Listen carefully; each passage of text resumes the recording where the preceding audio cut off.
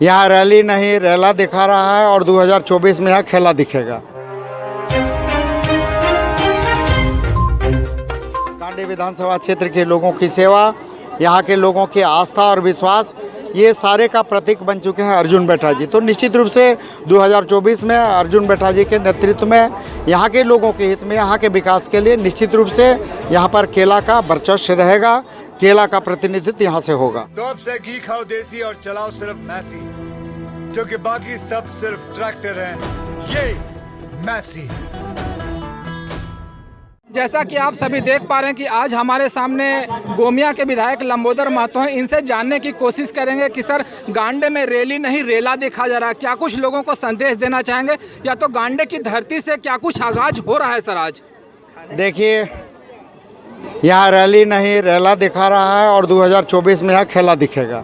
यहाँ पर आंसू फलेगा, ये हम आपको पूरा यहाँ की जनता इस बार ठान चुकी है कि गांडे विधानसभा क्षेत्र का विकास, गांडे विधानसभा क्षेत्र के लोगों की सेवा, यहाँ के लोगों की आस्था और विश्वास, ये सारे का प्रतीक बन चुके हैं अर्जुन बैठा जी। तो निश्चित रूप से 2024 में अर्जुन बैठा जी के नेतृत्व में यहाँ के लोगों के हित में, यहाँ के विकास के लिए निश्चित रूप से यहाँ पर केला का वर्चस्व रहेगा, केला का प्रतिनिधित्व यहाँ से होगा। सर आज आजसू सुप्रीमो सुदेश महतो जी का एक बयान आया है जिसमें जातिगत काउंटिंग होती है, उसको उन्होंने मांग की है कि काउंटिंग होना चाहिए। तो सर इससे क्या कुछ मैसेज आप लोग देना चाहते हैं? देखिए, लगातार इस विषय को लेकर जातीय जनगणना की बात सुदेश जी ने कही है और जातीय जनगणना को लेकर लगातार सुदेश जी और मेरे तरफ से और पार्टी हमेशा विधानसभा के अंदर भी और विधानसभा के बाहर भी मुकर रही। और हम लोगों ने हमेशा सरकार से कहा कि जिस तरह से बिहार सरकार ने, नीतीश जी ने या कई और राज्य सरकार ने निर्णय लिया है कि अपने खर्च पर हम जातीय जनगणना करेंगे, तो जातीय जनगणना कराने के बाद पूरे राज्य में सामाजिक ताना बना, किस जाति की कितना संख्या है, किसकी क्या स्थिति है, कितने लोग सरकारी नौकरी में है, कितने शिक्षण संस्थानों में अध्ययन कर रहे हैं, कितने पढ़े लिखे हैं। तो पूरा सामाजिक ताना बाना का एक आंकड़ा सरकार के समक्ष आएगा और हम लोगों का स्पष्ट रूप से कि जाति गणना सरकार कराए और जिस जाति की जितनी आबादी है उस आबादी के अनुरूप उसको आरक्षण देने का काम करे। पर भी सर आप लोग कह सकते हैं आजसू सुप्रीमो मुखर होकर बात करते हैं, तो सर ओबीसी की जो फाइल अभी तक कहां तक पहुंची है, क्या कुछ लगता है कब तक ओबीसी आरक्षण लागू हो जाएगा? देखिए, ओबीसी आरक्षण की जहां तक बात है तो लगातार आप देखोगे कि मेरा मुख्यमंत्री प्रश्नकाल से लेके हर एक अल्पसूचित प्रश्न से लेके हर जगह मेरा विधानसभा में था और विधानसभा में जो सरकार का जवाब आया, सरकार का जवाब यही रटा जवाब सरकार का आया कि हम मंत्रिमंडलीय उप समिति का गठन करेंगे, मंत्रिमंडलीय उप समिति अध्ययन करेगी, उसका रिपोर्ट आएगा, फिर उसके बाद हम पिछड़ों को आरक्षण देने का काम करेंगे। 32 महीने हो गए, 32 महीने में सरकार ने आज तक मंत्रिमंडलीय उप समिति का गठन नहीं की है।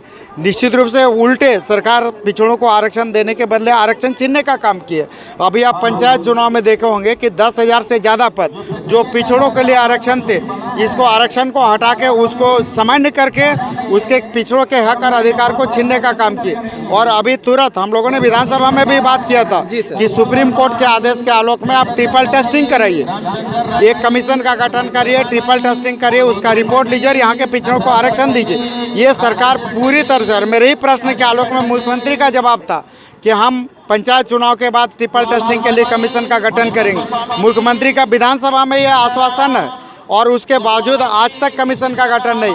अभी फिर नगर निकाय का चुनाव हो, उसमें भी सरकार की मंशा है कि हम पिछड़ों के आरक्षण को हटा के समान करते हुए हम यहाँ के नगर निकाय चुनाव कराना चाहिए। आजसू पार्टी लगातार पिछड़ों को आरक्षण देने के लिए, चाहे चुनाव में हो, चाहे शैक्षणिक संस्थान में हो, नौकरी में हो, इसको लेके मुखर है और हम लोग संघर्ष के रास्ते पर निकल चुके हैं। सर 1932 की खतियान को लेकर कई नेता सामने आ रहे हैं। सुदेश कुमार महतो जी का भी बयान आया है, उधर अमित महतो जी का बयान आया, इधर सर कह सकते हैं कि बोकारो से भी एक आवाज़ उठ रही है जयराम महतो का और तमाम लोग हैं। सर तो क्या कुछ लगता है कि तीसरे मोर्चे की संभावना है? जिस तरह से सर पार्टियां बढ़ रही है, क्या कुछ लगता है सर आप तीसरे चूँकि झारखंड और झारखंड के लोगों का विकास जरूरी है? देखिए, आजसू पार्टी जनाधार वाली पार्टी है, युवाओं की पार्टी है, महिलाओं की पार्टी और सशक्त पार्टी है। और आशु पांडे ने शुरू से ही ऐलान किया है कि 1932 का खतियान है, खतियानित आधार स्थानीय नीति चाहिए। और इसको लेकर लगातार हम लोगों ने आंदोलन किया, विधानसभा के अंदर, विधानसभा के बाहर, और आप देखे होंगे कि विधानसभा घेराव भी हम लोगों ने किया था। पूरे राज्य के लाखों की संख्या ने विधानसभा घेराव किया था।